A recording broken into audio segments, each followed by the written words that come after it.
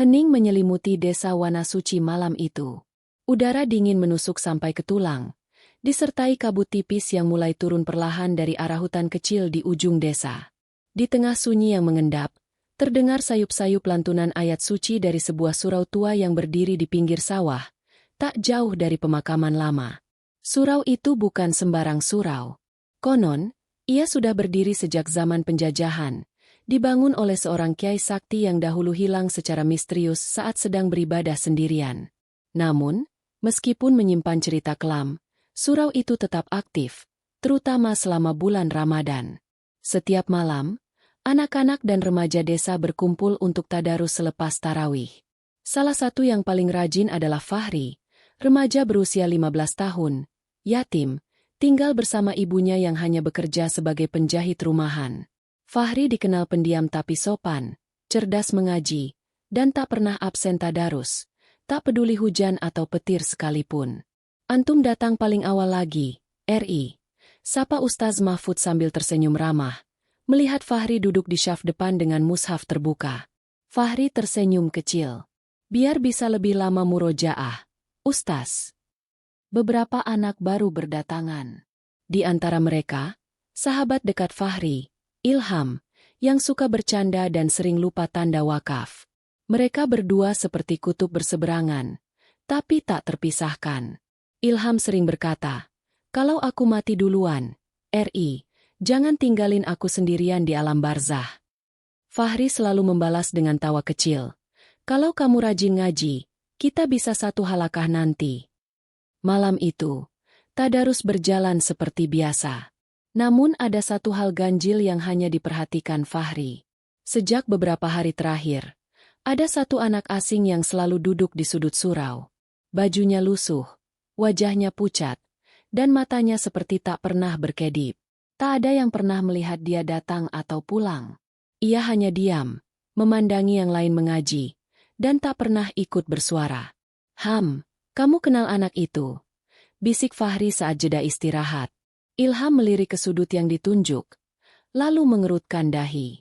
"Siapa?" "Kosong itu, RI." Fahri menatap Ilham. Dia duduk di situ tiap malam. Selalu pakai baju koko lusuh, ngelihatin kita terus. Ilham menelan ludah, lalu tertawa kiku. "Udahlah, jangan halu, RI. Jangan suka bercanda soal yang gak kelihatan." Fahri diam. Tapi ia tahu, malam ini, anak itu masih ada. Duduk, diam, memandangi mereka dengan mata hitam kosong yang dalam. Ketika malam semakin larut dan anak-anak mulai dijemput orang tuanya, Fahri masih duduk di tempatnya. Mushafnya terbuka. Jari-jarinya mengusap pelan halaman yang bertuliskan surah Al-Kahfi. Sementara itu, di luar surau, kabut semakin tebal. Langit tampak lebih pekat dari biasanya. Seolah menyiapkan sesuatu. Sesuatu yang akan mengubah malam-malam di desa ini untuk selamanya. Pagi itu, kabar tersebar cepat ke seluruh sudut desa Wanasuci. Fahri menghilang. Ibunya panik ketika mendapati kamar Fahri kosong dan sajadahnya masih terhampar di lantai. Sepatu sandal yang biasa ia pakai untuk ke surau pun tak ada. Ia sempat mengira Fahri salat subuh di surau. Tapi ketika ia datang ke sana, surau itu sudah sepi. Hanya ada mushaf Fahri yang tergeletak terbuka di atas sajadahnya. Ustaz Mahfud dan para warga mulai mencari. Mereka menyisir area sekitar surau, sawah, hingga pemakaman lama. Tapi hasilnya nihil. Tak mungkin Fahri pergi tanpa pamit, kata Ilham cemas. Ia berdiri terpaku di depan surau, menatap mushaf yang terbuka di halaman 303, surah Al-Kahfi, ayat 60-an. Ilham memungut mushaf itu. Jarinya menyentuh sebuah coretan kecil di pinggir halaman yang tak pernah dilihat sebelumnya. Ikuti cahaya yang tak berasal dari matahari. Tubuh Ilham bergetar. Ia yakin Fahri tidak pernah menulis itu. Tulisan itu berbeda, seperti tercoret dengan ujung arang, berbau hangus samar-samar. Malam berikutnya, surau kembali dibuka untuk tadarus. Namun jumlah yang datang berkurang drastis. Anak-anak takut. Bahkan beberapa orang tua melarang anaknya keluar malam. Ilham tetap datang. Duduk di tempat biasa, Tapi sendirian. Ustaz Mahfud menatapnya prihatin. Kalau takut, kamu tidak usah memaksakan diri, Ham. Aku nggak takut, Ustaz, jawab Ilham pelan.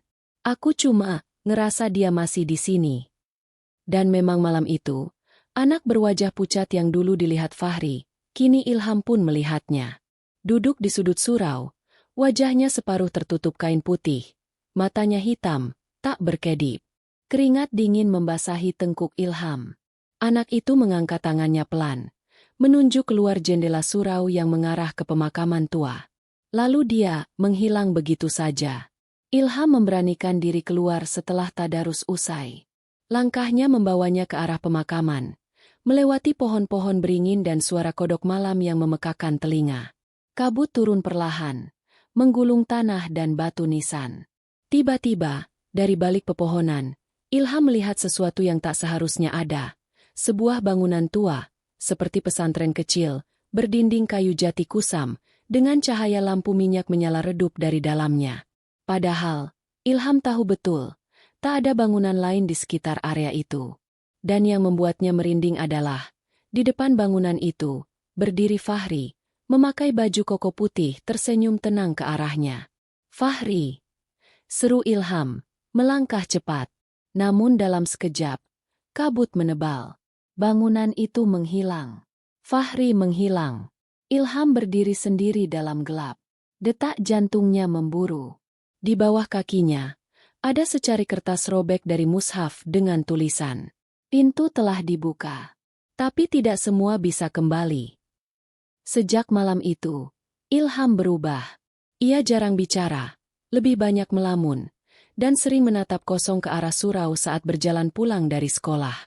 Orang-orang menyangka ia masih trauma karena kehilangan sahabatnya, Fahri. Tapi tak ada yang tahu bahwa setiap malam, Ilham kembali ke surau. Ia duduk sendirian, membuka mushaf Fahri, membaca ayat demi ayat dengan saksama. Setiap malam pula, halaman itu selalu kembali ke halaman 303, meskipun Ilham menandai atau menutupnya di halaman lain. Dan setiap kali dibuka, tulisan di pinggir mushaf bertambah. Jangan cari dengan mata, cari dengan hati. Baca, tapi jangan hanya dengan suara. Waktu terbaik adalah saat dunia tidur dan langit gelap. Ilham merasa seperti dituntun, atau dipanggil. Suatu malam, sekitar pukul 2 dini hari, Ilham duduk di serambi surau. Ia membaca Al-Kahfi dengan suara lirih, sambil memejamkan mata. Ia mengingat kata-kata dalam tulisan itu, mencari bukan dengan mata, tapi dengan hati. Saat ia membuka mata, seluruh surau telah berubah. Lampu-lampu mati. Langit di luar tampak jingga kemerahan, seperti senja yang terbalik.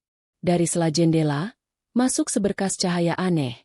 Cahaya hangat namun tak menyilaukan, tidak berasal dari matahari, tidak juga dari listrik. Cahaya itu meluncur masuk pelan dan berhenti tepat di hadapan mushaf Fahri. Ilham berdiri. Cahaya itu seperti mengundangnya. Dengan ragu, ia melangkah mengikuti cahaya yang melayang keluar dari surau, menembus pemakaman dan masuk ke jalur semak yang mengarah ke belakang hutan. Kakinya gemetar, tapi hatinya bulat. Dan di sanalah ia melihatnya kembali.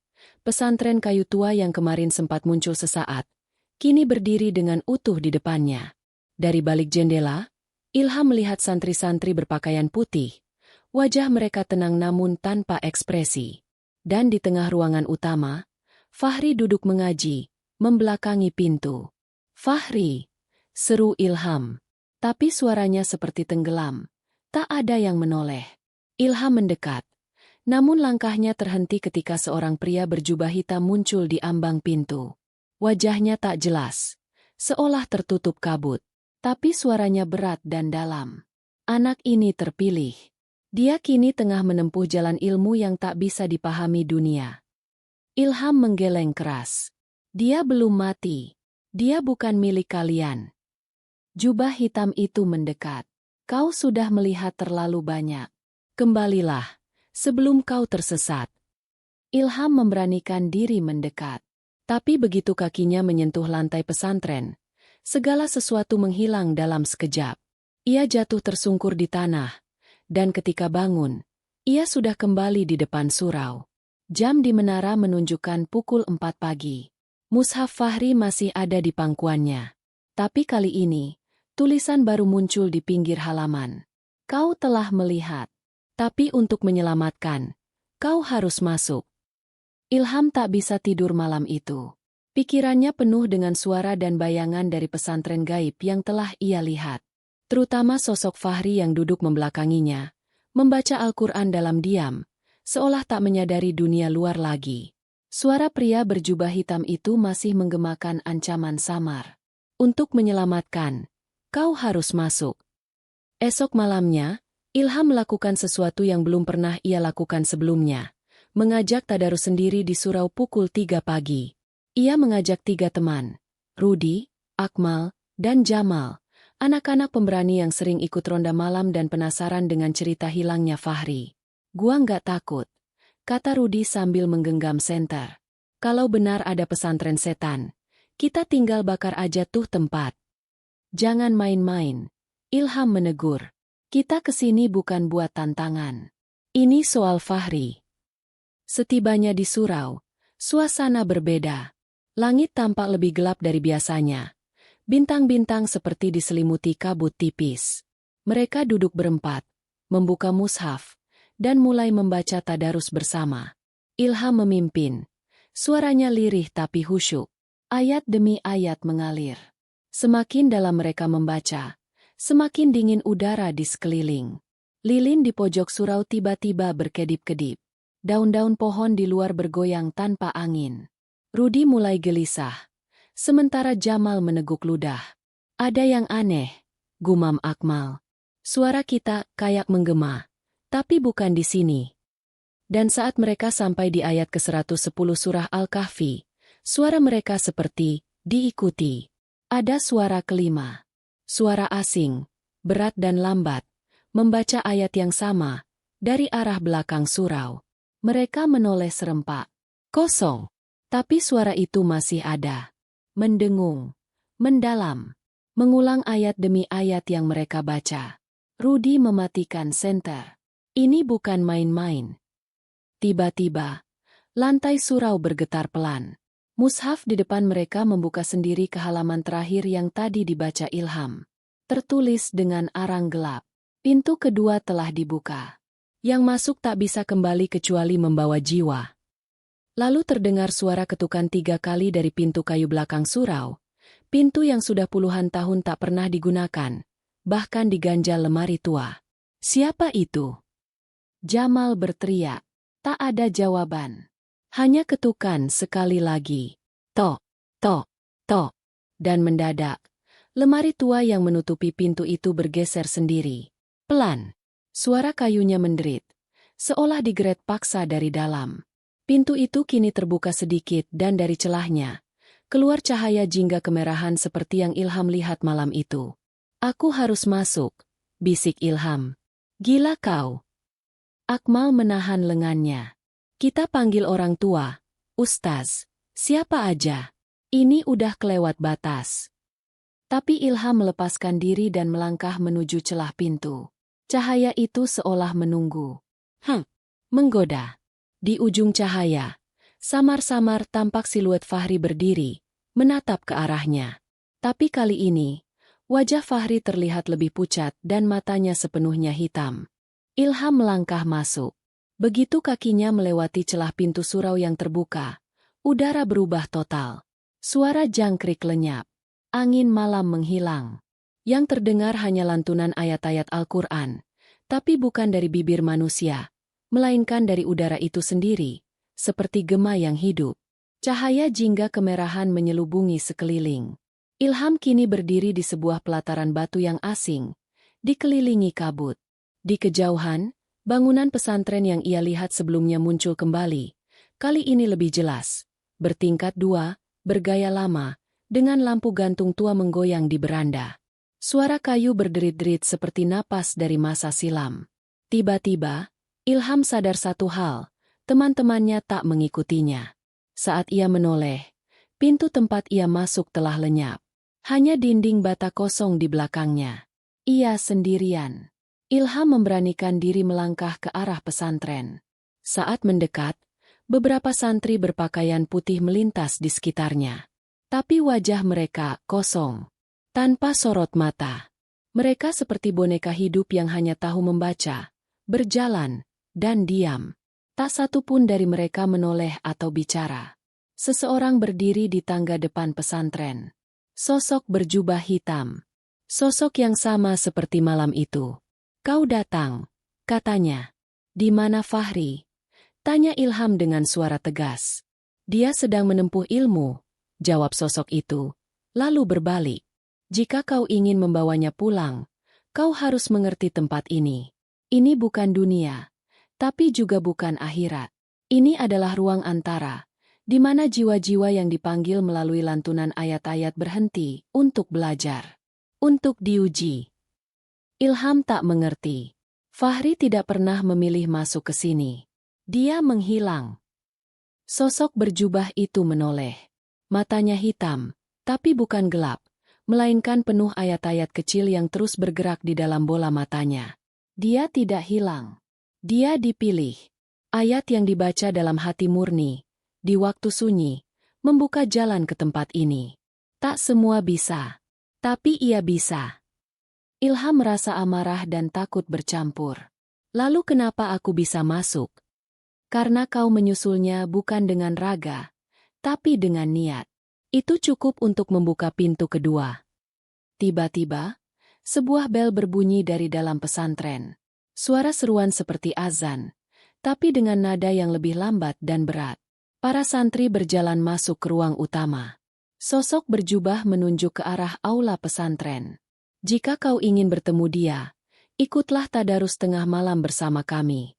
Tapi ingat, Ilham, setiap ayat yang kau baca di sini mengikat jiwamu lebih dalam. Pilihanmu akan menentukan apakah kau bisa kembali atau tinggal selamanya." Ilham ragu. Tapi saat ia melangkah masuk ke aula utama, Fahri duduk di tengah ruangan, menghadap ke arah kiblat palsu yang digambar di dinding. Tubuhnya tegak, matanya terpejam, dan bibirnya bergerak perlahan membaca ayat. Di sampingnya ada mushaf bukan dari kertas biasa, tapi seperti ditulis di atas kulit, dengan tinta merah gelap. Dan Fahri tak menyadari Ilham di sana. Ilham melangkah pelan ke dalam aula pesantren gaib itu. Lantainya dari batu dingin, dan udara di dalam ruangan seperti membungkam suara, seakan setiap bisikan tertelan oleh dinding. Di tengah aula, Fahri masih duduk bersila, mulutnya terus komat-kamit membaca ayat. Tapi ada sesuatu yang janggal. Suaranya tak keluar. Mulutnya bergerak, tapi tak ada suara. Dan yang lebih menyeramkan, mata Fahri tetap tertutup, seolah ia membaca tanpa melihat. Di sekelilingnya, para santri berpakaian putih duduk rapi membentuk lingkaran. Semuanya membaca, semuanya tak bersuara. Ilham berusaha mendekat. Setiap langkah terasa berat, seperti ada udara yang menahan tubuhnya. Ia duduk di samping Fahri dan mencoba menyentuh lengannya. Namun, tangannya menembus tubuh Fahri. Seperti kabut. Seperti menyentuh roh. Dia sudah setengah masuk. Suara berat itu muncul lagi. Sosok berjubah hitam kini berdiri di belakang Ilham. "Masuk kemana?" tanya Ilham, gemetar. "Ke dalam ayat-ayat itu," jawabnya. Ketika seseorang membaca dengan hati yang hancur, dengan jiwa yang mencari, ia tak hanya membaca, ia ditarik oleh makna terdalam dari ayat. Fahri telah melewati batas itu. Ia tidak bisa mendengar suara dunia, kecuali ada seseorang yang membacakan ayat dari hatinya. Ilham mengingat kata-kata misterius di mushaf. "Baca, tapi jangan hanya dengan suara." Ia menutup matanya, mengambil napas panjang, dan mulai membaca. "Alhamdulillahi aladzi anzala ala abdihi alkitaba walam yaj'allahu iwaja'a." Saat ayat itu terlantun dari dalam dadanya, sebuah gemuruh lembut terdengar. Para santri berhenti membaca. Mereka menoleh ke Ilham satu persatu. Wajah mereka tetap tak berekspresi, tapi mata mereka meneteskan air mata darah. Fahri menggigil. Tubuhnya seperti ditarik dari dalam. Mata yang tertutup mulai berkedut. Jari-jarinya mencengkeram mushaf dari kulit itu erat-erat. Dan dari atas aula, cahaya terang menyorot turun, menembus atap pesantren. Cahaya itu menimpa Fahri. Fahri membuka matanya perlahan. Ilham? Tapi sebelum Ilham bisa menjawab, seluruh aula berguncang. Sosok berjubah hitam menjerit. Suaranya bergema sampai ke langit jingga di luar. Kalian telah merusak keseimbangan. Satu harus tinggal, jika satu ingin pulang. Ilham memeluk Fahri, mencoba menariknya bangun. Kalau harus satu yang tertinggal, bisik Ilham, biar aku saja. Tiba-tiba dunia memudar. Suara tadarus hilang. Bangunan pesantren runtuh jadi debu. Cahaya merah menyelimuti segala hal. Lalu, gelap. Ketika Ilham membuka mata, ia berada di surau. Pagi hari, burung-burung bernyanyi. Dan Fahri duduk di sebelahnya. Tapi hanya mereka berdua. Rudi, Akmal, dan Jamal tidak ada. Pagi itu, surau tampak seperti biasa. Sunyi, sederhana, dengan cahaya matahari pagi menyusup melalui jendela kayu. Namun, bagi Ilham, semuanya terasa salah. Ia menatap Fahri yang kini duduk di sebelahnya. Tubuhnya tampak lelah, seperti habis demam berat. Tapi matanya sadar. Dan ia menatap Ilham dengan pandangan bingung bercampur takut. Kita balik, kan? Tanya Fahri pelan. Ilham mengangguk, walau hatinya belum yakin. Mereka keluar dari surau. Tapi begitu melangkah ke halaman, perasaan ganjil mencengkeram dada Ilham. Rudi, Akmal, tidak ada. Tak satu pun terlihat di sekitar surau. Bahkan ketika Ilham dan Fahri kembali ke rumah masing-masing, tak seorang pun di desa menyebut nama mereka. Bahkan ibu Ilham berkata, Rudi? Siapa? Nak, kau punya teman nama Rudi? Ilham tertegun. Ia membuka ponselnya, mencari chat lama. Grup mereka bertiga tak ada. Foto-foto hilang. Bahkan di lemari sekolah, tak ada bangku mereka.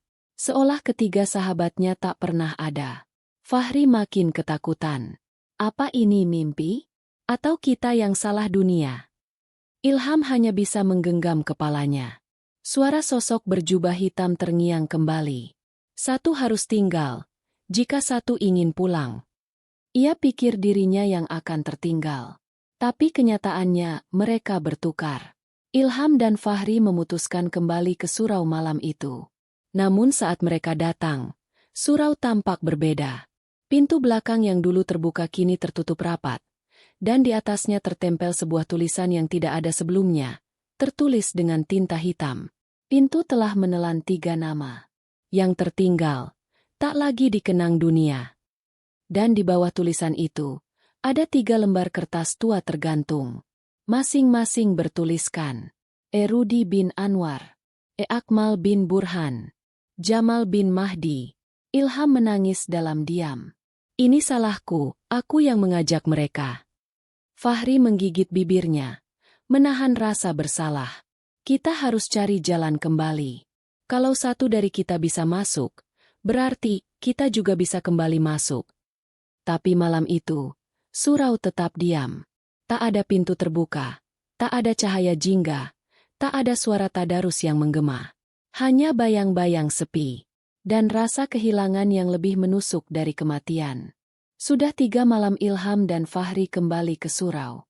Setiap malam mereka menunggu, membaca ayat, memohon dalam doa, bahkan menirukan tadarus seperti yang pernah mereka alami. Tapi pintu gaib tak lagi terbuka. Langit tetap hitam. Surau tetap surau biasa.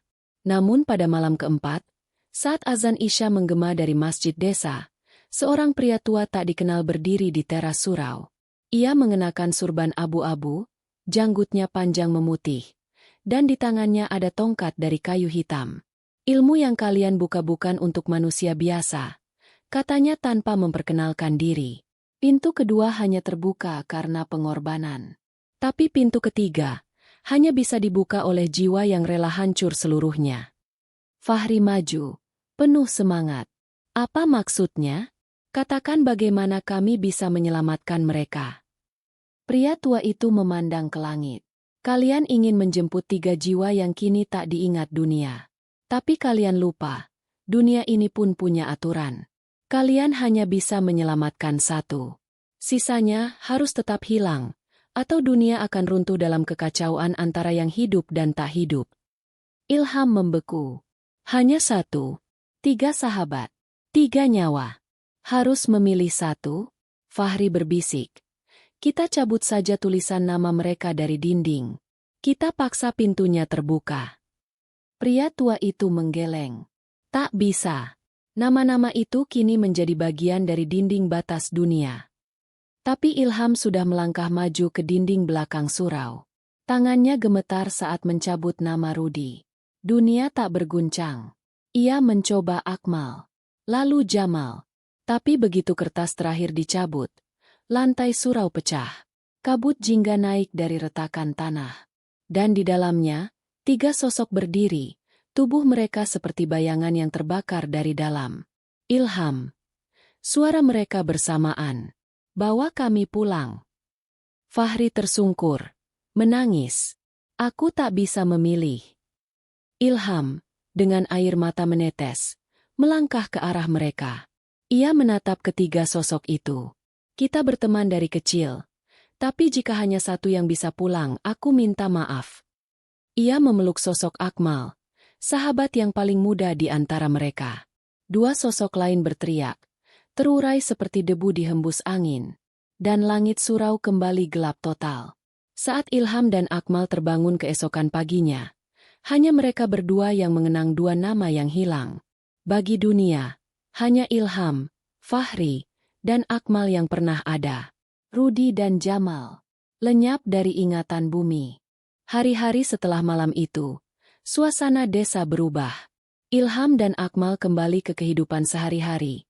Tapi beban yang mereka pikul tak pernah hilang. Rudi dan Jamal sudah hilang dari ingatan semua orang, seperti mereka tidak pernah ada. Foto-foto lama menghilang, cerita tentang mereka dilupakan, dan bahkan tempat favorit mereka di desa mulai berubah menjadi kosong dan sunyi. Tapi bagi Ilham dan Akmal, bayangan 2 sahabat itu selalu menghantui. Ilham sering bermimpi tentang Rudi dan Jamal. Dalam mimpinya, mereka menatapnya dengan tatapan penuh harap dan kesedihan. "Kenapa kamu tinggalkan kami?" tanya mereka dalam bisikan lembut yang menusuk hati Ilham. Setiap kali bangun, Ilham merasa ada sesuatu yang hilang dalam dirinya, seperti potongan jiwanya ikut terenggut. Akmal juga mengalami hal serupa. Ia merasa ada sesuatu yang mengawasinya di rumah dan di sekolah. Sesekali, ia melihat sosok samar 2 pria itu di sudut ruangan, tapi saat didekati, mereka menghilang begitu saja. Suatu malam, Ilham dan Akmal bertemu di surau yang sama, tempat mereka pertama kali menyadari kehilangan itu. "Kita tidak bisa membiarkan ini terus begitu," kata Ilham. "Mereka mungkin hilang dari dunia, tapi tidak dari hati kita." Akmal mengangguk. "Tapi bagaimana? Apakah ada cara untuk mengembalikan ingatan orang-orang tentang mereka?" Ilham terdiam. Sosok pria tua berjubah hitam muncul tiba-tiba di pintu surau. "Kalian sudah melewati batas," katanya pelan. "Tapi hati kalian masih berat. Jika ingin menghapus bayangan itu, kalian harus bersedia melakukan 1 pengorbanan terakhir." Ilham dan Akmal saling pandang, penuh tekad. "Apa pengorbanannya?" Pria itu tersenyum samar. "Kalian harus menjadi penjaga antara dunia nyata dan pesantren gaib itu, agar tidak ada lagi yang hilang tanpa jejak." Malam itu, Ilham dan Akmal menerima tugas baru mereka. Mereka bukan lagi anak-anak biasa, tapi penjaga perbatasan antara dunia nyata dan dunia gaib. Meski berat, mereka tahu ini adalah satu-satunya cara agar Rudi dan Jamal tetap hidup dalam kenangan, dan agar tak ada jiwa lain yang hilang tanpa jejak. Ilham dan Akmal kini bukan lagi anak-anak biasa. Mereka telah menerima tugas berat sebagai penjaga batas antara dunia nyata dan pesantren gaib yang misterius itu. Setiap malam, setelah azan Isya berkumandang, mereka kembali ke surau. Di sana, pintu gaib yang dulu hanya terbuka pada waktu tertentu kini bisa mereka akses kapan saja, namun dengan kewaspadaan tinggi. Mereka belajar dari kitab-kitab kuno dan petuah pria tua berjubah hitam yang kini menjadi pembimbing mereka. Menjaga pintu bukan hanya soal menjaga batas, tapi juga menjaga keseimbangan jiwa, kata sang pria tua. Ilham dan Akmal mulai memahami bahwa hilangnya Rudi dan Jamal bukan sekadar kehilangan fisik, tapi mengajarkan mereka arti pengorbanan, persahabatan, dan tanggung jawab. Di desa, hidup berjalan normal, meski masyarakat tak lagi mengenang dua sahabat itu. Namun Ilham dan Akmal tetap menjaga cerita mereka hidup dalam hati. Kadang, saat malam tenang, mereka mendengar suara tadarus yang samar, bisikan doa yang mengingatkan mereka bahwa pesantren gaib itu bukan tempat untuk dilupakan, tapi untuk dihormati. Suatu malam, saat Ilham berdiri di ambang pintu pesantren gaib, ia tersenyum. "Kita sudah siap menjaga ini," bisiknya. Akmal mengangguk. "Siap, sahabat."